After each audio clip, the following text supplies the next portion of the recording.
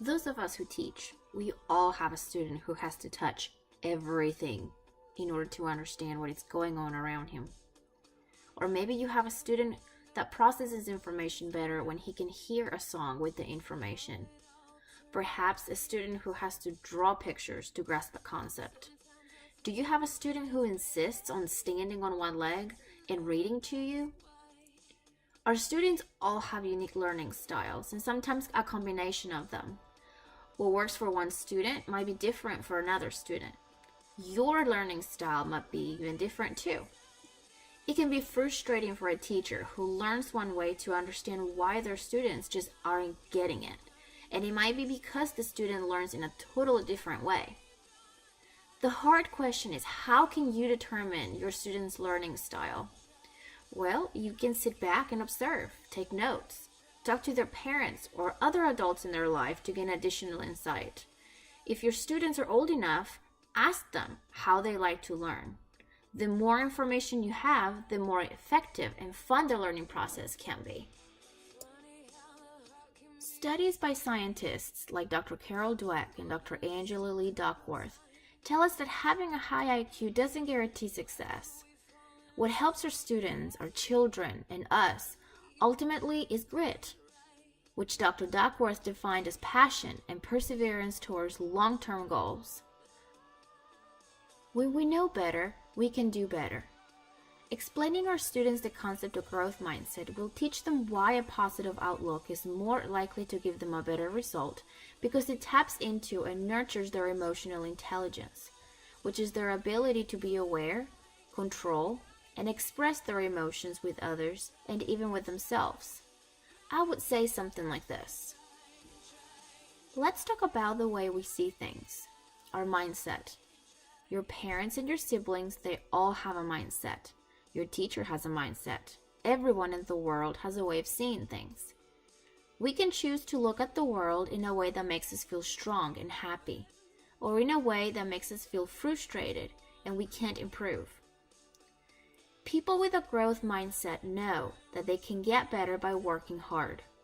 They tend to keep trying even when things are tough. And they would say things like, I can't do this yet. Or, mistakes help me learn. But other people feel differently. Like they're stuck with the same way things are and cannot find ways to get better or be happy even when things seem a little hard.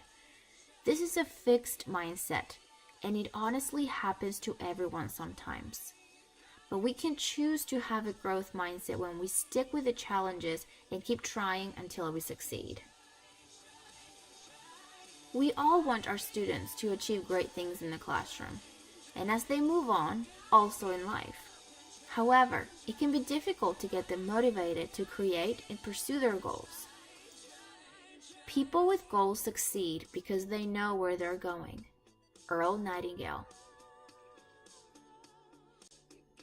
Did you know that 92% of people never achieve their goals? Perhaps, most of them have never learned how to effectively set their goals. Helping our students learn the skill of goal setting is critical for developing grit and just simply accomplishing what we want in life. When students understand the purpose of their goal, they can see the benefits of their plan. To make it attainable, it's important to break down the goal into steps so students can visualize what it will take to get where they need to be. It's also important to discuss with them some of the obstacles they may face as they advance on their task. External, but also internal, such as bad studying habits or negative thoughts, such as wanting to give up or not doing their best. We have to remind them of the growth that will happen along the process. As their guide, we must help them set goals so that they can make connections with what they're accomplishing and the goal that will get them where they need to be. By encouraging independent thinking, we're providing them with the tools to accomplish things in a way that works best for them. And we do this knowing that some students will need assistance finding what way works better for them. We also can help by being an involved teacher And this means being participant in their learning experience and collaborating in their process by allowing them to work independently and be available for feedback when they need or ask for it. We often focus solely on outcomes, but instead, we should emphasize the process, the practice, the effort, the improvement. Not only does this make class more enjoyable for them, but it also helps foster a growth mindset. How we handle behavior in our classroom says much about the type of mindset we ourselves have. It mirrors our beliefs. We may admire and praise our students when they show good behavior, and then we reprimand them or make them feel embarrassed when their behavior is not desirable. We can get caught up in power struggles.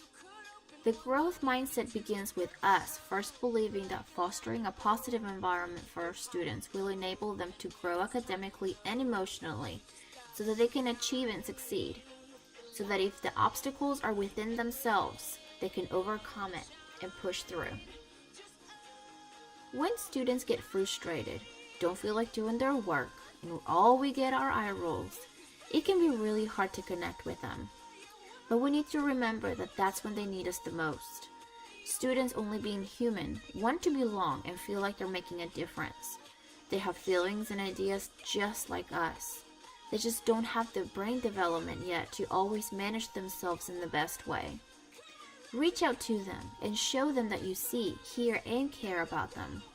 This will do wonders for both of you, and it's a great foundation to a secure and healthy teacher-student relationship.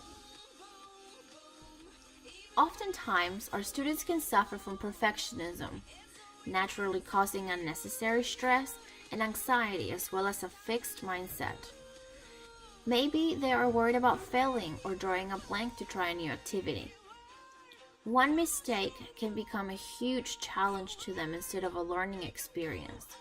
We want to see our students succeed and achieve their goals, but we have to think if we might be pressuring our students without even realizing it. Choosing connection over perfection is a great way to show our students that we are here for them, no matter what. When we share our own mistakes and failures with our students, they can learn that we are not perfect either. So how could we possibly be expecting that from them?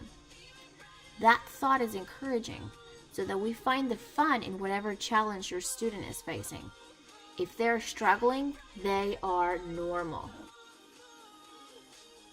When we have students who struggle with perfectionism, we need to know and recognize that it hinders a child and holds them back from trying new things. They are motivated to do their best, but they struggle greatly with the process as they focus on the outcome more than the growth that happens from getting there. While we want our students to work hard, it is important that we encourage high standards, just not perfection. How can we do this? Share your imperfections with them. Show them you make mistakes. Let them see that you don't know all the answers. This helps kids see that learning and growth doesn't stop just because you're a grown-up. Point out the fun and enjoyment of working through a new activity or tackling something challenging. You can also harness the power of yet, which is a wonderful way to show your students that they can actually achieve their goal. It just hasn't happened yet. One of the most valuable benefits from building a growth mindset is its lifelong learning quality, the will to continue to improve no matter the challenges. Always evolving. We cannot expect our students to do better unless they know better. The same goes for adults. We see changes that need to be made, we grow, we learn, and we do better. Recognizing when there's a better way to do something in our lives shows a growth mindset. Is it the way you teach? The way you speak to your students? How you treat yourself? How you learn from your mistakes? A growth mindset requires us to be flexible and resilient, and we can cultivate that by helping our students find purpose. Create a great culture by sharing stories and examples, discussing how to problem solve, to push through obstacles and figure out what the hard part is, and most importantly, model by example. Teaching a growth mindset to children is not an easy task, but it could become one of the greatest contributions you make towards their success and happiness. Thank you.